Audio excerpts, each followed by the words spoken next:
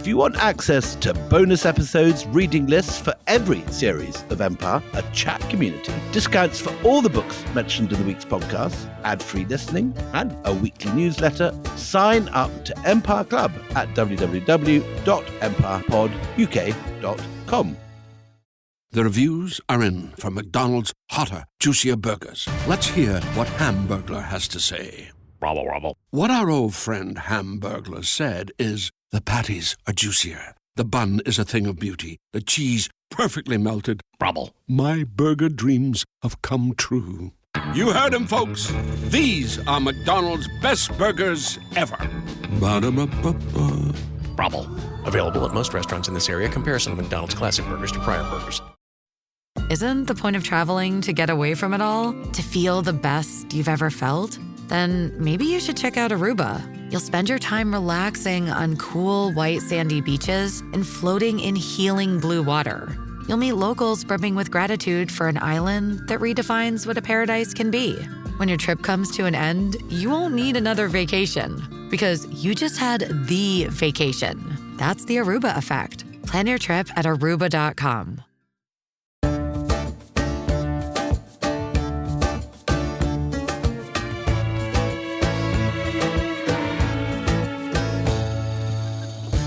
Hello and welcome to Empire with me, Anita Arnon. And me, William Dalrymple. And today we're joined by somebody I'm going to fangirl over because it's Kim Ghattas. We're both going to fangirl.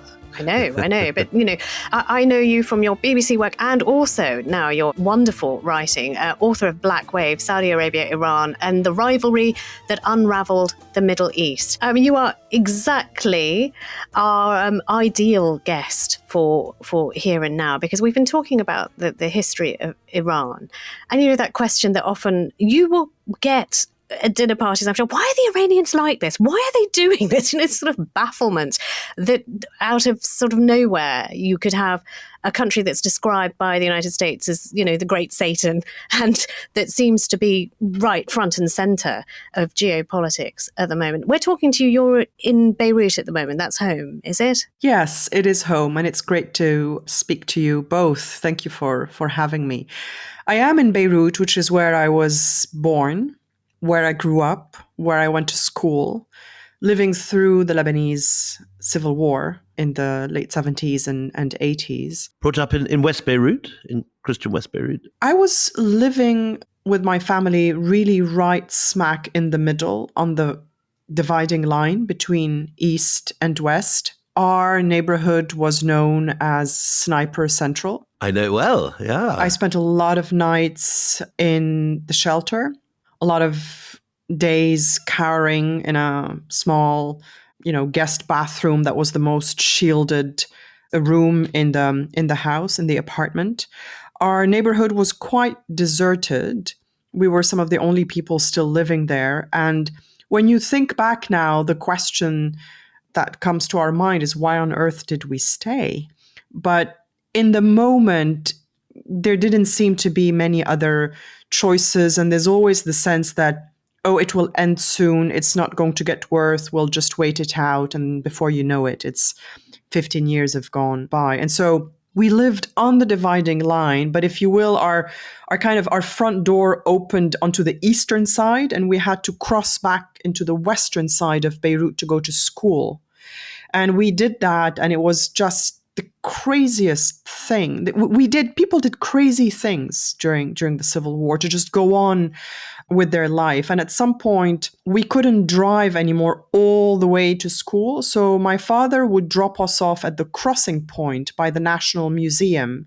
And with my two sisters, we would walk about a mile or two to the other side, where a school bus would pick us up and take us to school. And we'd do the same thing coming back. And this was a time before phones, mobile phones. You were stuck in the middle between East and West. Shelling would start, and you weren't sure whether to run towards the school bus if it had come, or whether to run back towards your dad, but maybe he wasn't there anymore. So those were formative years, I would say. And it's why I decided to become a journalist.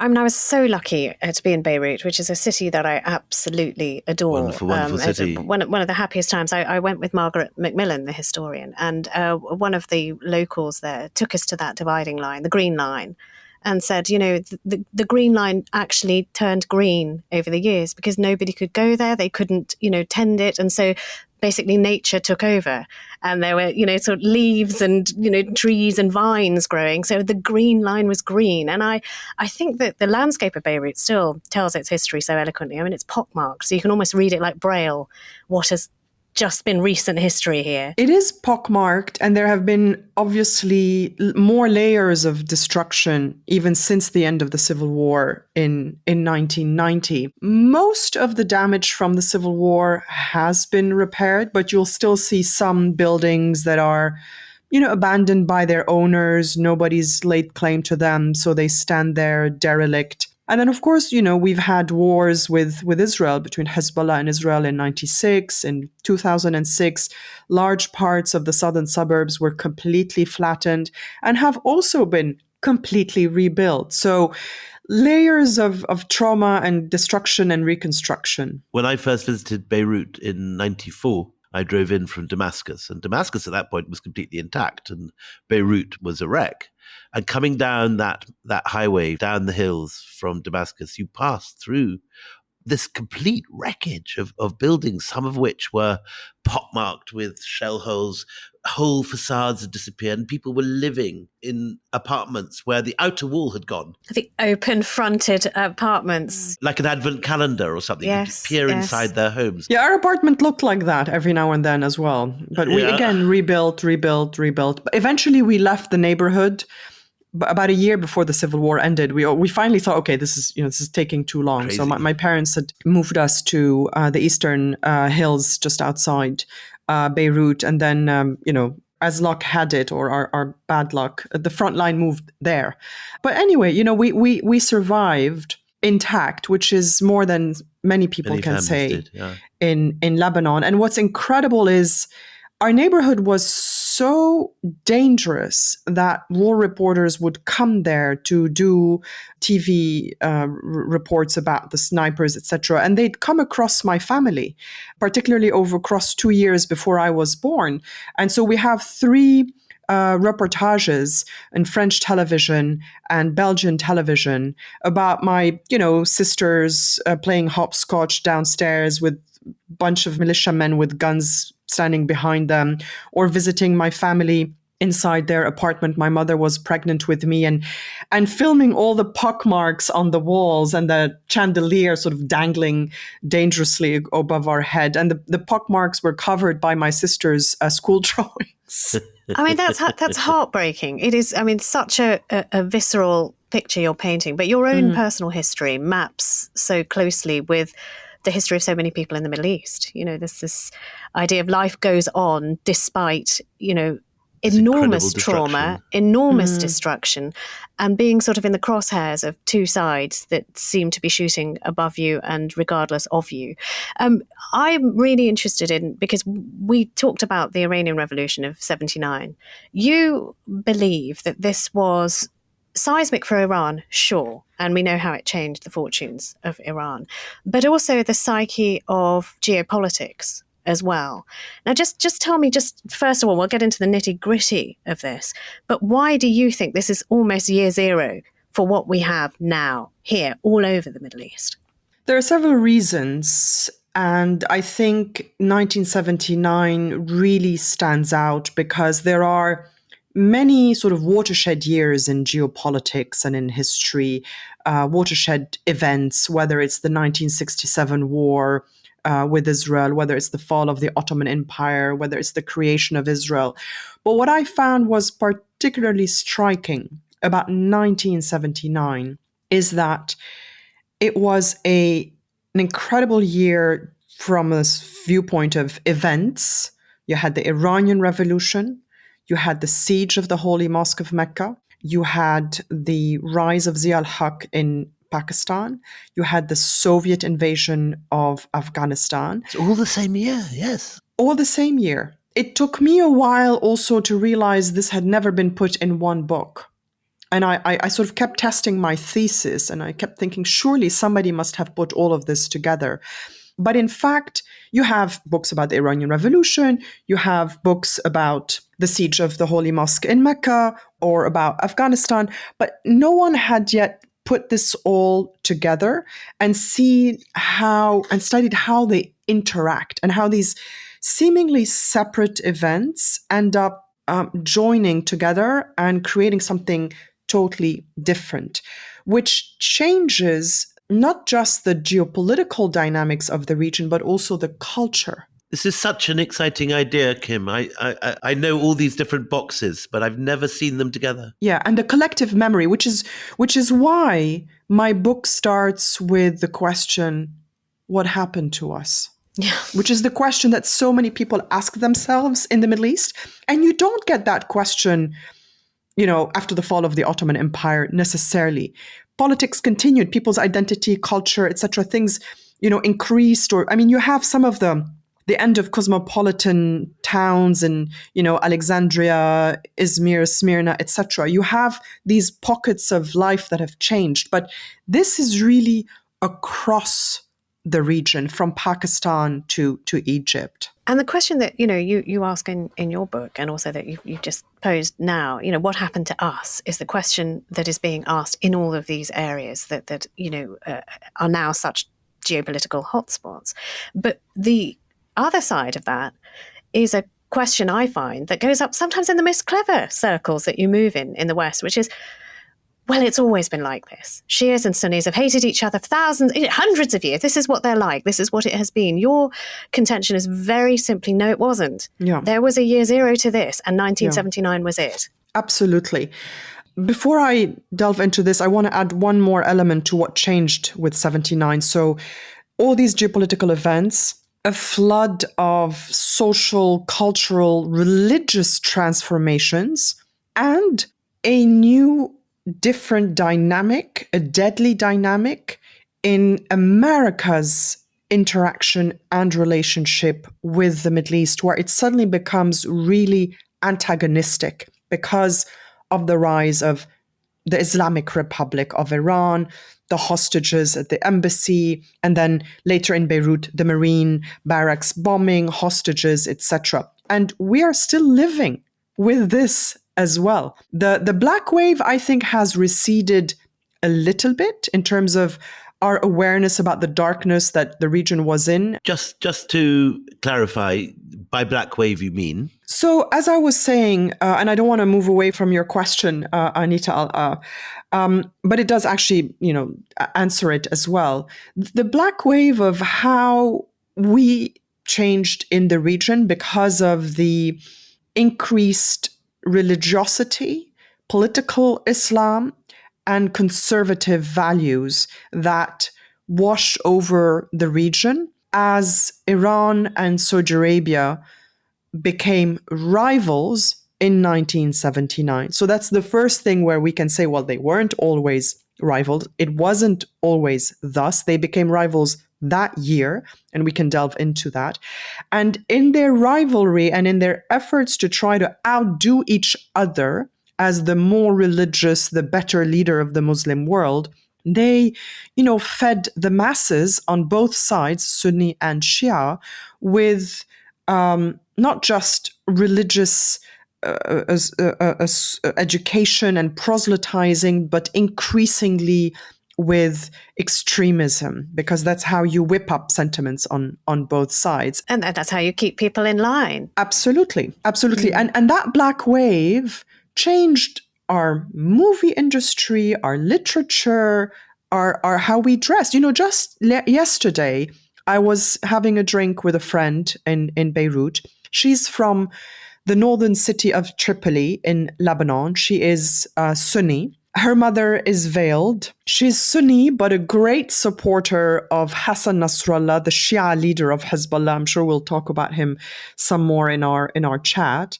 And my friend suddenly showed me a picture of her mother back in the 70s with her father and their uncles and cousins, and not veiled, with a whiskey bottle on the table, smoking shisha. And she said, Kim, this is your book. This is what happened to us. Yeah, I mean the map of women's bodies as a Yes. sort of a litmus test of politics, austerity, Absolutely. and tyranny. But I want to make long established. also clear that it's not just the women who suffered. The women suffered more, maybe, but the men also suffered. I think it's important to acknowledge that as well, because the suffering of the women also comes from the suffering of the men. Completely and accepted. just going back to your question, Anita, it wasn't always thus, which is why it doesn't always need to be thus. I think it is way too facile. And we've heard this from many, politicians, the president of the United States, Barack Obama at the time. This has been going on for millennia. I could sit here and say, well, Catholics and Protestants, Northern Ireland, I mean, this has been going on for, centuries as well. But we don't really do that in this dismissive way about Ireland. And I think that we have been so taken in by the darkness of the last 4 decades, really, that we've forgotten what it was like before 1979. And that's what I try to enlighten people about. And we're here for this. We are very much here for this. And any note of optimism from any quarter at the moment is, my goodness, it's like rain after years of being in the desert. So, Kim, tell us what's happening in Iran. How does the hostage crisis end, and what's the result of it? The hostage crisis at the US Embassy in Tehran is really a seminal event in the unfolding of what becomes a very confrontational relationship between the US and Iran. Throughout 1979, it's not really clear yet that Iran is about to become America's enemy number one. Khomeini's antagonism vis-a-vis the US is there, but is not obvious. What happens in November 1979 is that anti-Americanism is starting to appear in the revolutionary fervor of Iran, particularly amongst students and particularly on the left with the communists.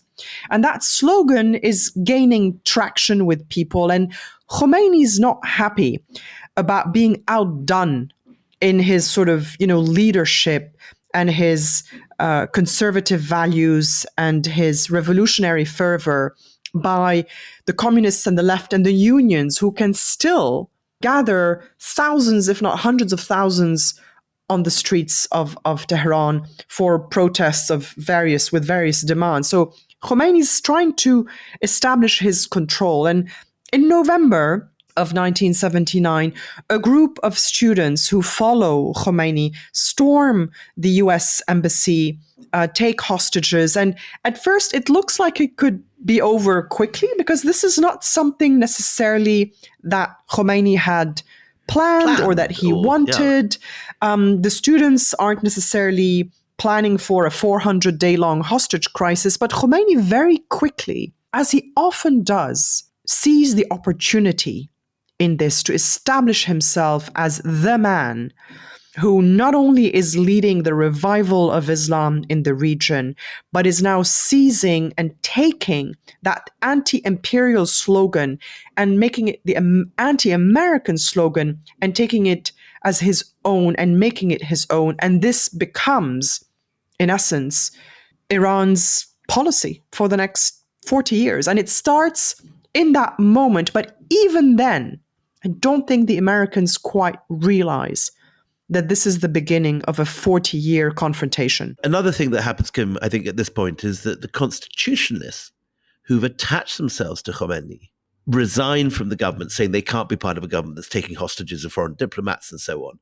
And this leaves the field open to Khomeini's most radical followers to seize complete control and make the revolution far more hardline and far more Islamist and specifically Islamic Absolutely. Than it had previously been. The revolution devours its children. What happened is that, as I was just saying, Khomeini is just very good at seizing moments of chaos or jeopardy and turning them into moments of opportunity. And the Islamic Republic of Iran has managed to turn this into an art in its foreign policy over the course of the last 4 decades, taking moments of jeopardy and turning them into moments of opportunity, as they're doing now with the war in Gaza, and we'll get to that. But the various strands of this Iranian revolution, which eventually brings Khomeini to power, was a revolution that was very diverse.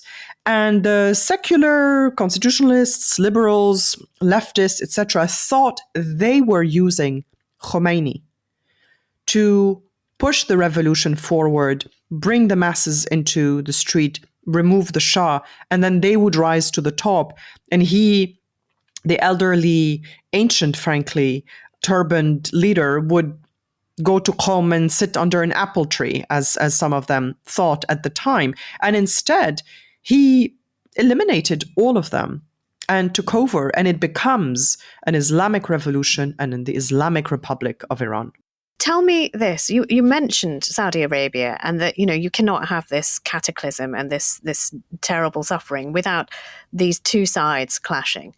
So we've talked about Iran, but we haven't talked about Saudi Arabia in 1979. And you mentioned the siege of the Holy Mosque. And we should really talk about what was life like at the same time in Saudi Arabia and what was going on to form the kind of synapses that now flash when it comes to Iran and Saudi Arabia clashing, as they do in Yemen, for example, or in other parts of the Middle East.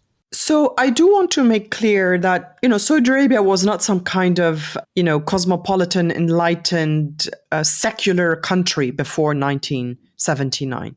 Let's be clear about that. It was deeply conservative, particularly in the interior desert area, custodian of the two holy mosques in Islam. They took that role very seriously. The tradition of Wahhabism, a word they don't like. Wahhabism is a very puritanical, dogmatic form of Sunni Islam. If you want to know more about it, you can go back to our episode on the foundation of Saudi Arabia. Mohammed bin Salman, the crown prince, denies that anything called Wahhabism exists, but it does exist. I'm intrigued by that because I thought Ibn Wahhab was the model of the kingdom. Absolutely, but not anymore. And so they would like to put some space now between themselves and that period. Saudi Arabia, conservative but modernizing, opening to the West because of oil, because of construction, American engineers coming to Saudi Arabia, planning these cities that look like Houston. And you had bits of openness. You had, particularly in the Hijaz, in southern, southwest Saudi Arabia, the Hijaz province on the Red Sea, which is home to Jeddah, which is Jeddah, a completely different feel, isn't it? Much more completely different feel to Riyadh or other parts of the interior. Much more liberal and looking, in a sense, towards India more. Towards India, but also the entryway for pilgrims going to Mecca and Medina over centuries, some of whom end up settling in the city and adding layers of culture, etc. You had some cinemas there. You had a little bit of music on Saudi television as they were starting to allow television. You had music on the radio. I think you even had a Mecca jazz station, which is quite extraordinary. Really? But it was conservative. These were little exceptions, little pockets of culture that were allowed. But in parallel, you had these very conservative clerics and very conservative, extreme thinkers and young shababs, young men who were incredibly devout and wanted to impose religion and wanted to impose their conservative mores. And they would go into shops and break mannequins and break pictures, etc. So you had these two trends, the country modernizing and opening up to the West really very slowly, and a more conservative trend. And those two clashed with the siege of the Holy Mosque in Mecca in November 79. And this siege, I don't think anyone really does this justice here or knows just what it was like. Will you just remind us? Yeah, absolutely. It's a crucial 2-week moment when these radicals seize control of the mosque. They barricade themselves inside. There is a storming. The battle goes on underground in tunnels, and the attackers are killed. But in the whole process, it's very humiliating for the Saudi royal family, who are meant to be guardians of the holy mosques, and they're seen to have lost control. What's happening in Iran at the same time? The Shah has already gone. Yeah, at the same time as the hostage crisis at the US Embassy in Tehran. And at first, people thought these two events were connected, but they were not, because the Saudis suddenly realized they had their own, zealots who were Radicals, unhappy with the Saudi kingdom's efforts to open up slowly, really, to the West, modernize, allow foreigners to come to into Saudi Arabia, not to Mecca and Medina, but still. And so Juhayman al-Utaybi, the leader of the group, who had been groomed by the clerical establishment of the kingdom, including Sheikh bin Baz, not groomed particularly to do these kinds of actions, to carry out these kinds of actions, but just groomed as their sort of, students. And, there was this feeling of kinship with this young group of zealots. They suddenly went off and laid siege to the Holy Mosque of Mecca, bringing violence really to the inside of this holy site in Islam. And it was an embarrassment to the royals. They were supposed to be the protectors, the custodians of Mecca, and they failed. And they had to call in, they lost control of their zealots, and they had to call in the infidels, the foreigners, the French and others, to help them put an end to that siege. And you would expect them then to go after every single bit of zealotry in the kingdom to make sure this doesn't happen again. But instead, what they did is they made a deal with the clerical establishment. We'll listen more to you. We'll give you more leeway to impose more conservative values, police people, unleash the religious police, women who aren't properly veiled, but you protect our rule and our role as leaders of the country. When I talk to friends in Pakistan, they always say that this is the moment that Saudi begins to export its radicals. Yes. That the deal partly is that we will pay you to take your radical message somewhere else, not in our backyard. And so you have these people turning up for the first time in Peshawar, in Islamabad, financing the madrasas at Akhura Khatak. Because what else is happening? The Soviet invasion of Afghanistan. Right. Same time, 1979, yeah. Yeah. So the Saudis see this internal threat to them, to their rule. Their role as custodians of the holy sites is being questioned, including by Khomeini, and they don't like that.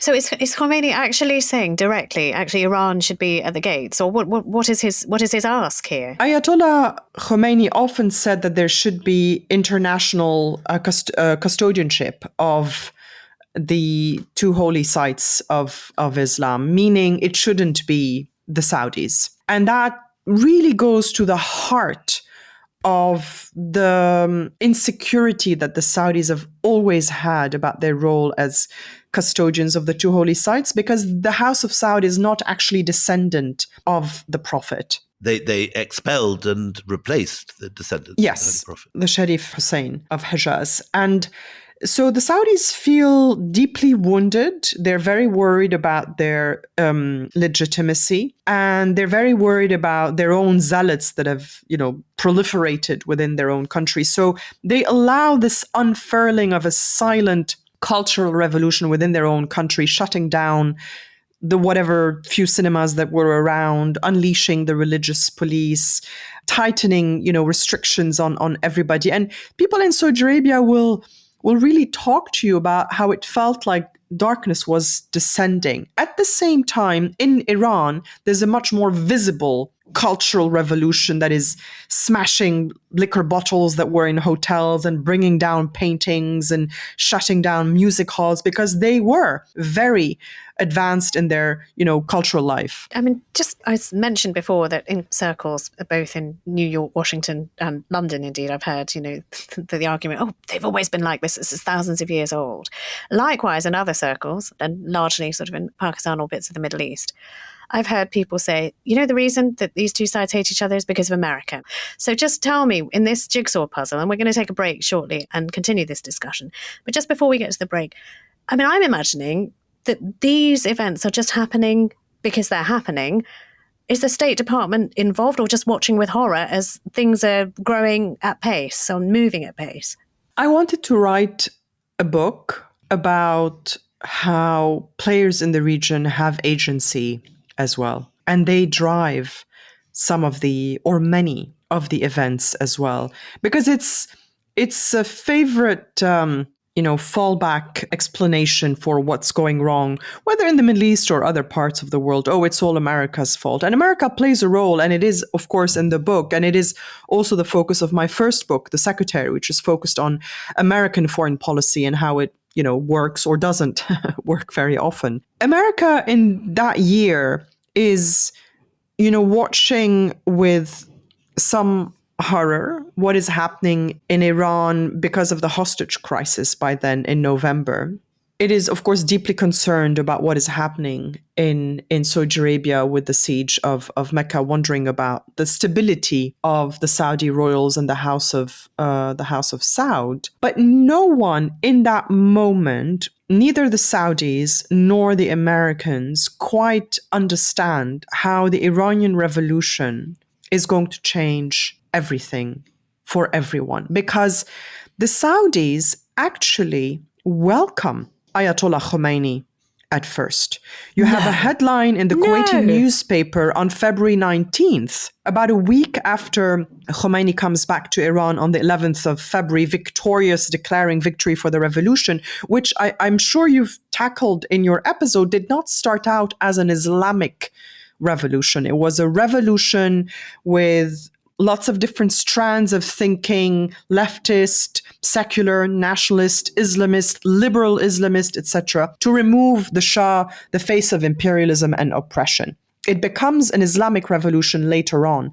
But so a week after Khomeini's return to Iran, the Kuwaiti newspaper Al-Ra'i Al-Am has a headline, Saudi Arabia praises the Iranian revolution. Because the Saudis are looking at this man who is coming to replace their friend, the Shah, with whom they were very friendly.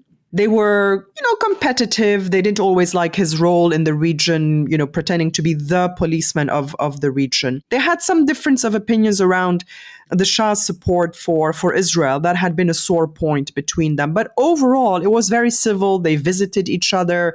They called each other with honorific titles, etc. So up until early January or mid-January, they were still declaring their support for the Shah. And then he was gone and replaced by this man with a beard. And they thought, well, okay, I think we can do business with him. And Prince Abdullah, who later becomes king, said, he was very relieved that the new Iran was making Islam the organizer of cooperation. And wasn't it a great thing that both countries had the Quran as their constitution? What they had missed was Khomeini's hatred of the Saudis and the Wahhabis, which he had written about already in the 50s. Well, look, this is a good point to take a break. So, it's fascinating. It is also not what you hear very often, that you have, sort of the Saudis who have established themselves as the guardians of these two pillars of Islam, who are saying, okay, a man with a beard and dark black robes, we can overlook the other thing. But Khomeini saying, not on my watch. Join us after the break when we talk and explore further what this means to the rest of the world. Why does this room look amazing? What'd you change? I just got these custom shades from Blinds.com. It's all online, so it's really easy. I remember shopping for blinds. I waited around all day just to get a quote. It took forever. And the worst part, hidden fees. How about you? I chatted with my Blinds.com design consultant on my time. Plus, they make it easy to DIY or add installation like I did. Blinds.com sounds way better. Way better. Shop Blinds.com for up to 45% off. Rules and restrictions may apply. Welcome back. So Kim Ghattas still with us and has, just been so interesting on the lead up to what we have today, which is really why we're here. And just this is the roots to everything that's happening in the Middle East today. We're finally beginning to draw all these things together and understand how they work. That's a huge compliment, William. Thank you very much. Coming from you, I'm so pleased. Just before the break, you were telling us that this was not just an inevitable, Iran will hate Saudi, Saudi will hate Iran. It was a decisive thought process going on in the head of Ayatollah Khomeini that I am going to be the prime leader when it comes to Islam in the world, and I'm going to use every possible opportunity I can to show the rest of the world that, we can tweak the nose of colonialists whenever we care to. And the Saudis then, I guess, are sort of taken off guard with this. And the rivalry definitely is there very soon after 79 and the hostage taking, the 444 days of siege at the American embassy. We're now in a situation, and you touched on this also, that you've got exporting of these ideas to different places. And one of the first places, I suppose, that this makes a difference, exports from both Saudi and from Iran, I guess, as well, is Pakistan. Now tell us why Pakistan becomes sort of the playground or battlefield or whatever awful way we can describe what happens to Pakistan. Why there? Ayatollah Khomeini wants to export the Iranian revolution, and he wants to be not just a Shia leader, but a Muslim leader. So he's also making inroads with Sunnis, and, the Muslim Brotherhood and Egyptians and Sunni Egyptians are also looking to the revolution as an example to follow, which again goes against the whole idea that Sunnis and Shias have always killed each other. They actually are trying to emulate Iran, and they're admirative of what the Iranians have achieved. But when it comes to Pakistan, Pakistan's Shias are the largest minority in the country, 10 to 15%, but they're also the second largest Shia population outside of Iran. And importantly, Jinnah was himself a Khoja, wasn't he? He was of Shia origin. Yes, the founder of Pakistan was a Shia, which is something that the Pakistanis try to sort of paper over and don't advertise very much, but he was. And they were different in terms of their status in the country than, for example, Shias in Lebanon, who have always been the more oppressed minority. But in Pakistan, as I was saying, they're a large minority. They have reached, the higher echelons of power. They're landlords and landowners. But you have a new dictator in town, Zia al-Haq, who is himself a rabid zealot who wants to Islamize the country and gets help from who? From the Saudis. And actually that happens before 1979. In 1978, a Syrian Muslim Brotherhood former prime minister of Syria, who's exiled into Saudi Arabia and becomes an advisor to the king, Maruf Dawalibi, is sent to Pakistan to see how he can help Zia al-Haq Islamize the constitution. And those efforts pick up pace after the Iranian Revolution. And one of the greatest flashpoints is this idea of zakat that Zia brings in. Now, the zakat, for those who don't know, is an Islamic principle of giving away 2.5%, I think it is, of your wealth to charity. It's not really practiced very widely. The Saudis do it. It's kind of, enshrined in law. And Zia wanted to do just that. He also does other things, doesn't he? He brings in Sharia law. Yeah. Adulterers are stoned. Drinkers are flogged, thieves have their hands cut off. You have those famous videos of people being very brutally whipped. But whipping is common to both sides. I mean, to be very frank, whipping is common to both sides of sort of a brutal implementation of Islam. It wasn't part of what Pakistan had been about. Not at all. But also zakat, because of the whiffs of Saudi in it, that means that there's a foothold being gained in Pakistan. And is that what provokes Khomeini to say, right, okay, actually not on my watch as well? Does he stir up the Shia population, or what happens? Zia al-Haq is himself antagonizing the Shia population because Sunni and Shia Islamic law differ when it comes to zakat. And for Shias, it's only a voluntary individual act. And now suddenly Zia is making it mandatory. And so the Shias get organized and they take to the streets, several 100,000. And suddenly Zia al-Haq is faced with Shia power on the street, and he actually backs down. What month is this? February 79? Yeah, February 1979. And then by June 1980, he has to relent. An extraordinary period. Everything's happening in this one Everything's year. happening at the same time. It's this maelstrom of events. And what I find very interesting about Pakistan is that Zia al-Haq gets asked about whether he is emulating Khomeini at some point. And his response is no, because we did all of this first. And he actually precedes Khomeini by a few days in declaring, the Islamization of the constitution. So there's this competition for religious fervor, for outdoing each other when it comes to upholding religious values. But at the end of the day, the Iranians don't make huge inroads in Pakistan. What this episode does do when Zia relents and says, okay, zakat does not have to be mandatory, he creates a fissure in society. You have the Sunnis who pay zakat, and you have the Shias who don't. The Shias, the other Muslims. And Shias become targets of violence for the decades that follow. Okay, can I just ask you to look a little bit over the craggy mountains into Afghanistan? Because again, 79 is such an important year there too. And just how that also becomes an extension of this flexing between Saudi Arabia and Iran. Well, December 1979, the Soviets invade Afghanistan. And within a few months, the Saudis realize they have an opportunity. They have their zealots that have just threatened the legitimacy of the House of Saud.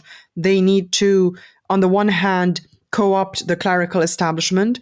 On the other hand, they must sort of impose more conservative regimen on their territory. But they'd like to send these young zealots away, and where better to do that than to send them to fight the infidel unbelievers, communists in Afghanistan.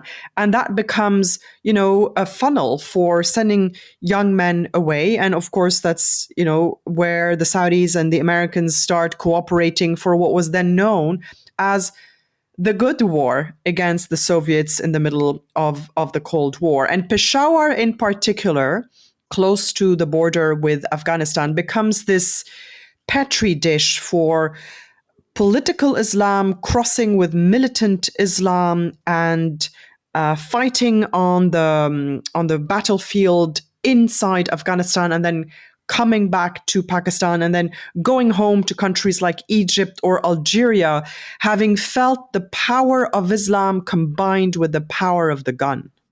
Though what's so extraordinary and bizarre to us looking back at it is that the people who are paying for 50% of this are the American CIA, Absolutely. who are in there straight away with huge bags full of money, people filling bags full of rupees, putting it on donkey backs and passing it over to the Mujahideen in Afghanistan. Because the Soviets were the bad guys at the time. It was the Cold War.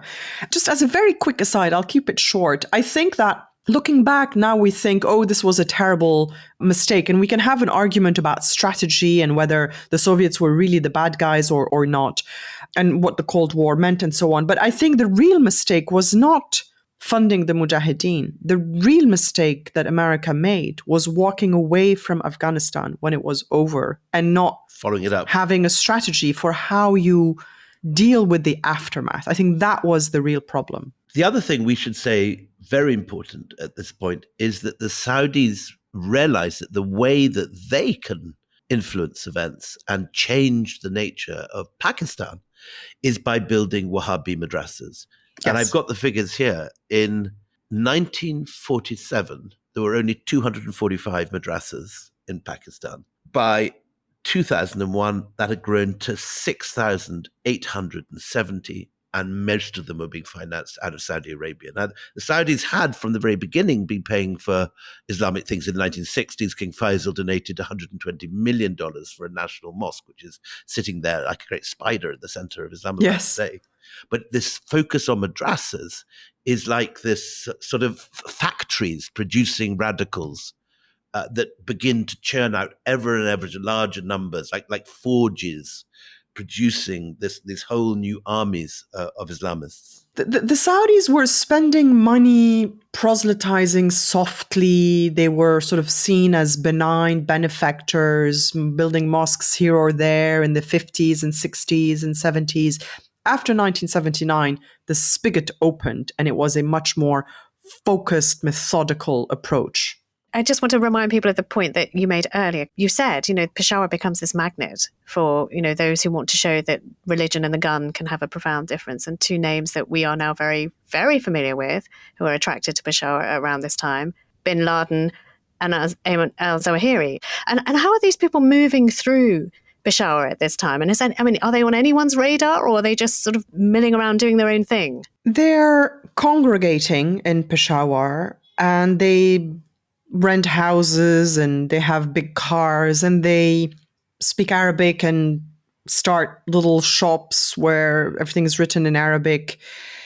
And they start to grate at, the local population is a little bit aggravated by these non-Pakistanis who are showing up with their big SUVs, etc. And they start injecting their worldview into this city that had never been a city where, hatred was spewed from the mosques in the Friday sermons. And soon you start to hear the call Shia Kafir, which means Shias infidels. And that's something that, Peshawaris had never really heard before. And over time, it seeps into their psyche and their collective consciousness, and it becomes normal. Other place you see this is just outside Peshawar. There's the main Sufi shrine of that town, which is the shrine of Rahman Baba. I used to go there a lot on Thursday nights when I was covering stuff around there in the 80s. And you used to see confrontations between the madrasa kids and their Saudi mentors, who would go up to the locals who would be there with their saz and their tabla and their musical instruments, singing the local songs of the local saint, Rahman Baba. And the Saudis and the Saudi-trained madrasa kids would try and break the instruments and smash up. And eventually they put a bomb in the shrine, which was the main Barelvi shrine. And so you see the nature of Islam in Peshawar and around Pakistan changing very radically at this time, as it moves against the kind of old tomb worship of the Barelvi, Sufi, liberal. Rahman Baba is always speaking about reaching out to Hindus and to Sikhs. Do not spread thorns, he said, spread flowers, because then the aroma will be among you. If you spread thorns, you will prick your feet. But that whole world is totally anathema to these new madrasa kids. What is most important to note about Pakistan and how, all of this that we've been discussing changes not only the nature of Pakistan. And I do want to make a quick point here, which is that as Zia-ul-Haq is trying to turn Pakistan into a conservative theocracy in a way, it's the women who are out in force on the streets constantly trying to fight back, burning their veils, etc. So that's one very important point. We always must give credit to the women who fight back, and fight back they do. But the other thing that happens in Pakistan during that time, at the end of the 1980s, is that you have the first massacre, sectarian massacre, state-sanctioned, as Zia-ul-Haq sends Sunni militias to kill Shias in a town on the border with Afghanistan, because the Shias are angry about how their area is being used as a transit point into Afghanistan, and they're being shelled by the Soviets in their areas. And so they're trying to interdict the flow of fighters into Afghanistan to protect themselves. And of course, Zia-ul-Haq has found himself into this fantastic position where he is key to US policy in the region, and he's getting money, etc., etc. He doesn't want this to happen. So he sends these Sunni militias to kill Shia villagers. The Shia villagers arm themselves as well and respond. And this is ground zero for the first sectarian killings. Not armies, not Iran, Iraq fighting, but really local people killing each other. And so going back to the point, Anita, that you were making, it hasn't always been like this. Sunnis and Shias have not always been at each other's throat, but this is where it started. Well, you know what? I'm going to go back to something that you said, which I'm going to cleave to every episode. And do join us again. Kim will be our guest for our next episode of Empire 2. But it hasn't always been like this. It doesn't always have to be like this. Kim, thank you so much. For now, this is goodbye from me, Anita Anand. And goodbye from me, William Dalrymple.